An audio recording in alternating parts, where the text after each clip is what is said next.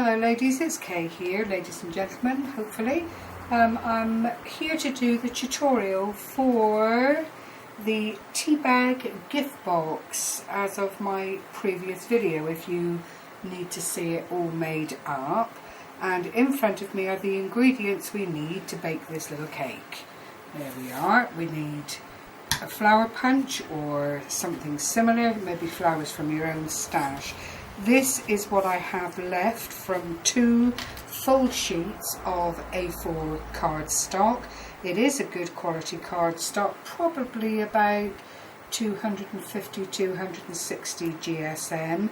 If you don't have anything of that quality, providing you use a good quality DSP, it will reinforce the box and keep it quite firm and durable, because hopefully this is a little gift that someone would use quite happily and regularly, and it would, under those circumstances, take a bit of a bashing, so you don't want it to fall apart. So I'll put those things out of the way. True to form, I've done what I can to cut down on making the video too long for you, and I've pre-cut all the aspects of card that I need, but we will still go through the process of actually making up what we need to do. So in the first instance, you need to cut off a piece of cardstock from your A4 which measures 11 5/8, roughly speaking, by 3 1/8, and the width of the package is actually quite important, as is the length, but as one of the areas is a flap, it's not actually too desperate. So starting at the said flap end, you score at 1.5, 3 inches, 6 5/8, checking my measurement there on the board, and 8 1/8. You then fold these very carefully and burnish like so and like so. If you have a thick card, it's always advisable to repeat that fold and score to break up the fibres so you have nice easy folds. As you can see from this end, I have rounded the corners, so that is the short score at the beginning, because that, once the box is formed, becomes the flap of the little tea box. Okay, so I hope you find that bit quite straightforward. You then need to cut out 2 pieces of card, and these are for the side accordion folds, 3 5/8 by 4.5. So there's the 4.5, and there is the 3 5/8. Going at the 4.5 side, you want to start your scoring at every 3/8 of an inch. So you start at, I've done this the wrong way. You start at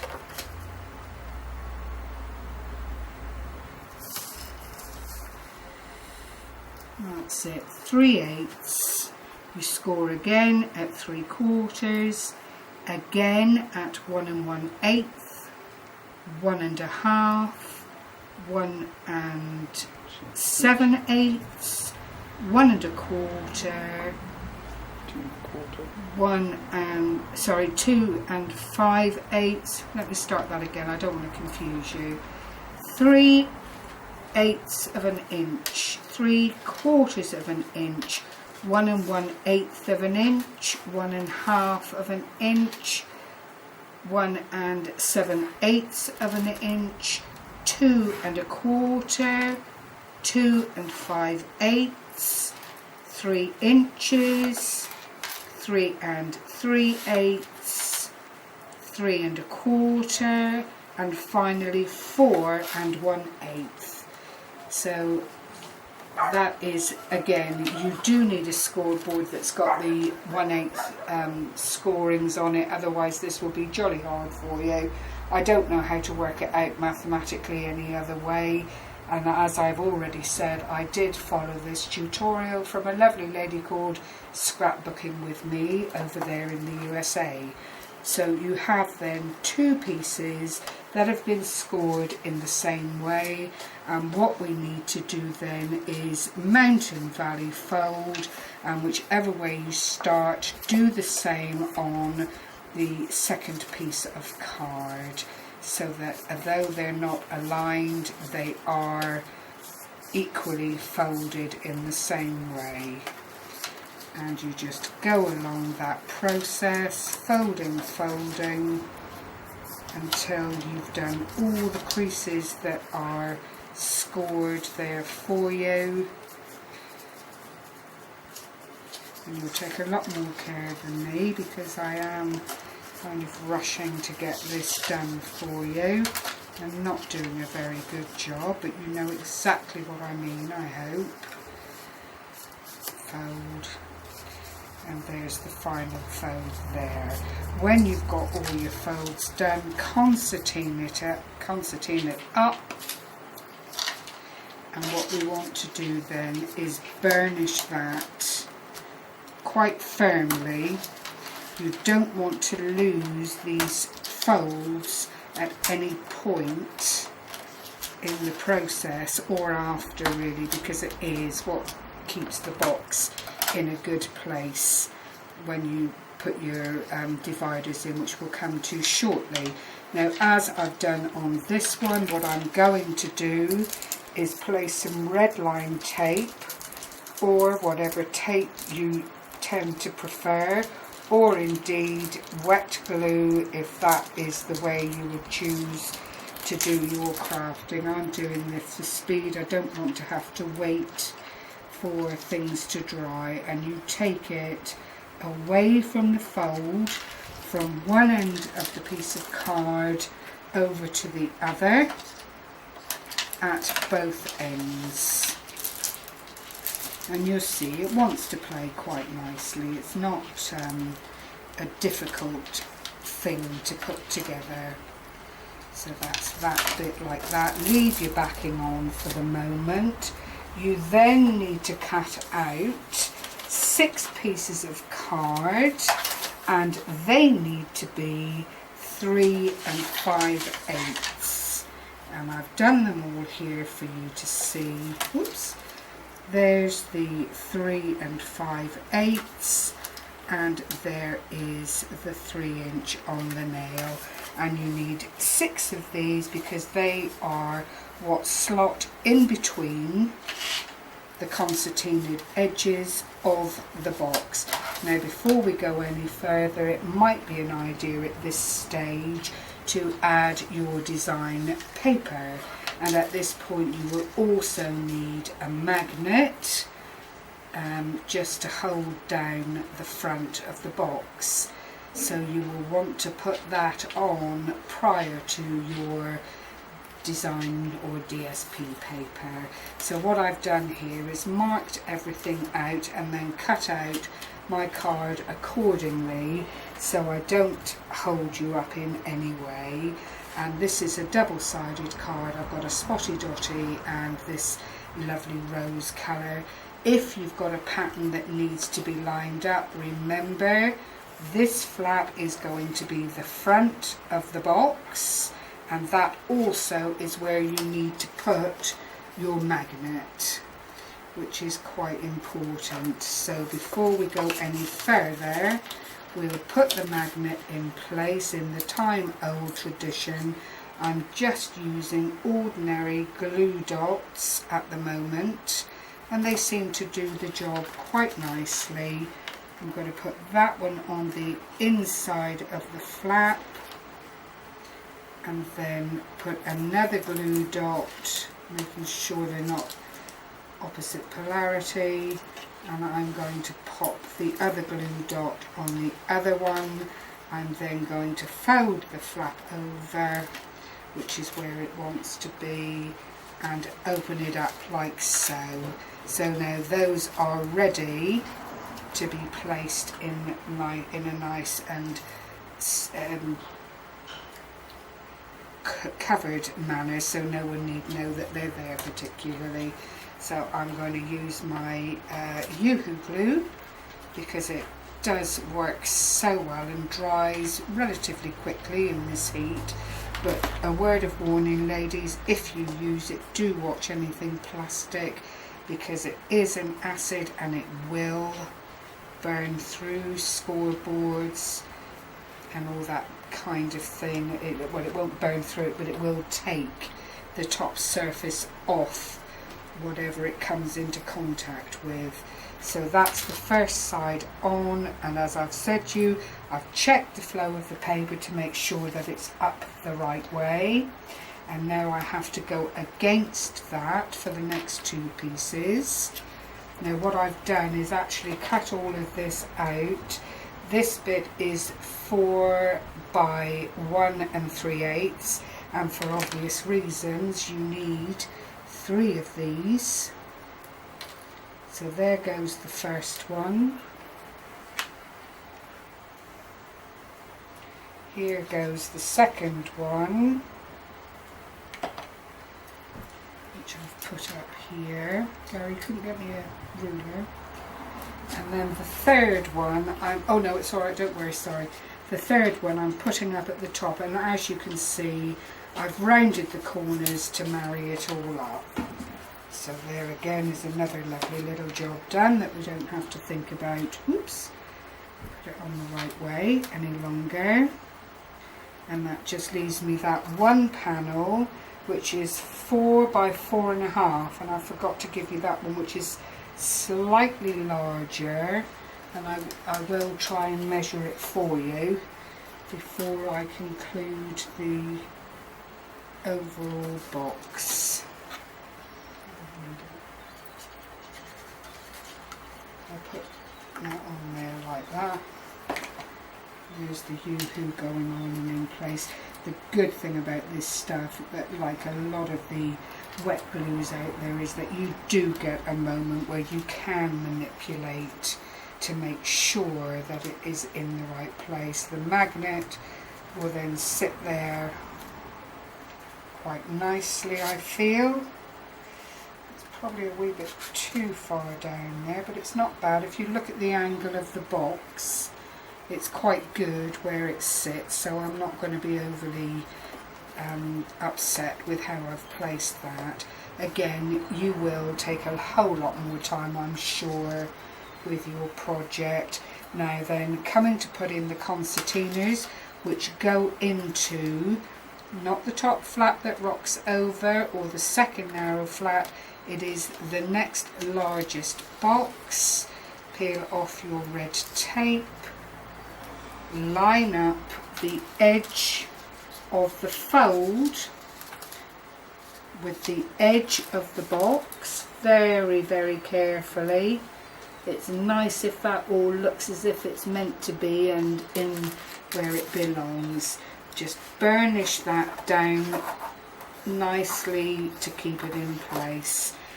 And as you can see from this side, it really is quite neat. It just allows itself to sit there. Try and avoid your score lines as much as you can.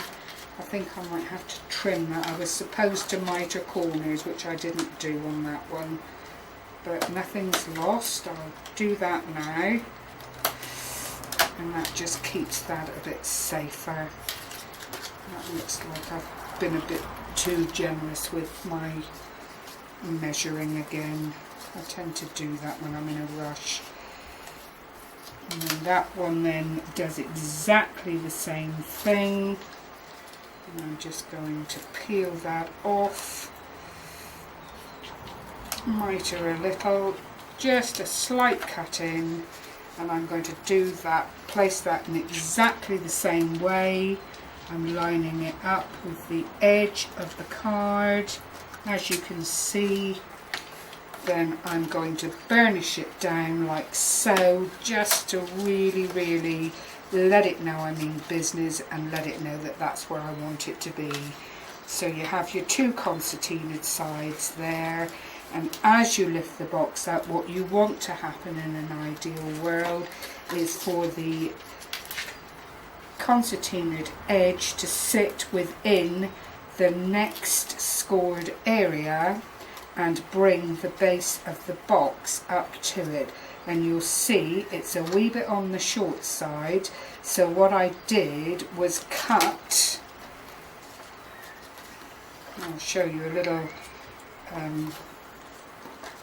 just a little window. I don't mind about the other pieces being higher, but I didn't want this one particularly. You see, it's just a little, I don't know what it would be measurement wise, it's possibly half an inch, quarter of an inch, nothing more than that. And again, try and make it equal on the other side so it all looks as though it's meant to be.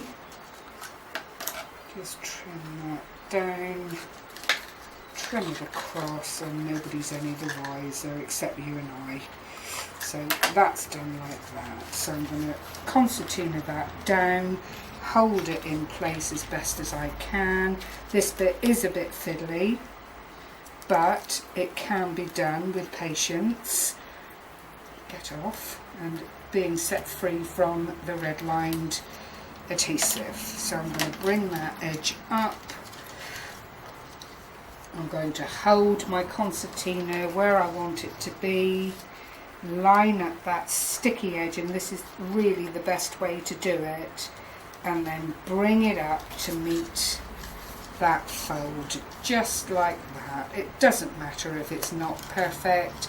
At the end of the day, it's as good as you're going to get it. We're none of us machines, and you know, that said, there could be little thoughtful little gizmos like that that don't quite come out perfectly.